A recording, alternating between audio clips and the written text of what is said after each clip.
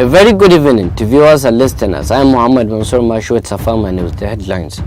The APC-CECC denies purported suspension of some activities initiated and executed by its acting chairman. PDP approves the establishment of 37-member zoning committee.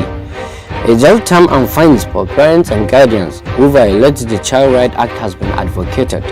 South African president blames NATO for the war in Ukraine. The news in details. The National Chairman APC Caretaker Extra Convention Committee Governor Malabuni has denied purported suspension of some activities initiated and executed by the Caretaker Extra Convention Committee under the acting chairman and Niger State Governor Mohammed Sani Bello. In a statement, the national chairman notes that all activities done in his absence remain valid and binding, and called on party stakeholders to disregard the previous statement discarding the activities of the committee under the chairmanship of the acting chairman. The 91st National Executive Committee meeting of the People's Democratic Party (PDP) has approved the establishment of 37-member zoning committee to make recommendations for the zoning of various elective positions for the 2023 general elections. The meeting, which was a combined one of National Executive Committee and Board of Trustees, to extensively deliberate on issues of national importance as well as preparations on 2023 general elections. The meeting later went into a closed-door session and ended with a 12-point communique, which, among other resolutions, of the timetable and schedule of activities of the PDP for the 2023 general elections. No party member should attack another party member.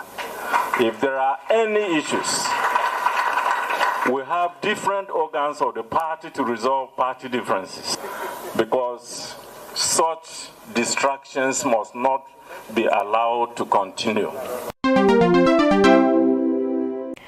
As All Progressive Congress (APC) prepares for its national convention, Governor Abdullahi Sule of Nasarawa State is urging members to close ranks towards the success of not only the event but in subsequent polls. The governor, who made the call at the inauguration of the State Working Committee of the party in Lafia, the governor appeals to party members to deliver the party for victory during the upcoming 2023 general election. Is around the corner.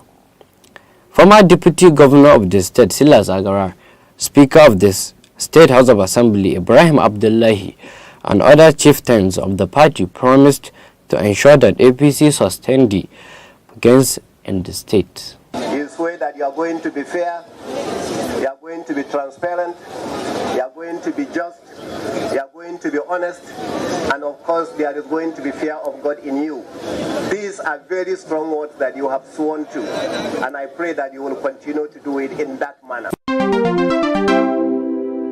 As Nigerians resolved to live in unity and harmony as one united and enduring nation, which signifies the strength of the Nigerian Constitution, the legal document that makes the country a sovereign nation, as well as contains the supreme laws of the land. The document is on the verge of experiencing some changes with the ongoing amendment of some sections to meet up with the present realities in various sectors.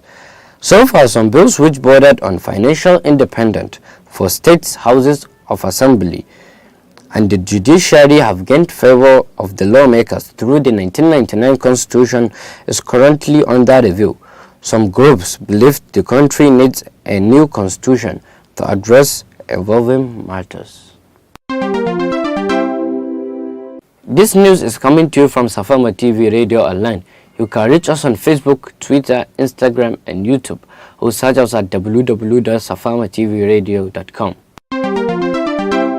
The House of Representatives has advocated jail term and fines for parents and guardians who violate the Child Rights Act. The House did this through the reinforcement of the provisions of the Compulsory Free Universal Basic Education Act 2004 and the Federal Capital Territory and other parts of the country. The House lamented the increase in the number of out-of-school children in the country, which according to the report by the Federal Ministry of Education in 2001 is estimated at 10.1 million. Another batch of Empower beneficiaries in Kaduna State have commenced training program.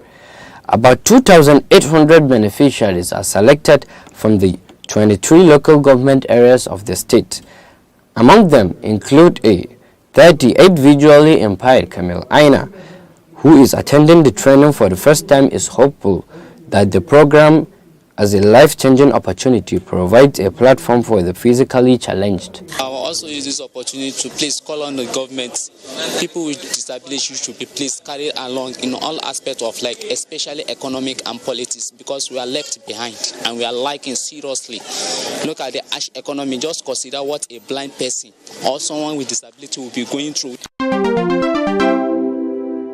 South African President Cyril Ramaphosa has blamed NATO for the war in Ukraine and said he will resist calls to condemn Russia in comments that cast doubt over whether he will be accepted by Ukraine or the West as a mediator.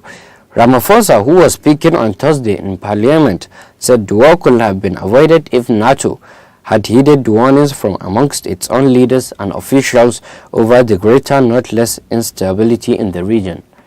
He added that South Africa cannot condone the use of force and violation of international law.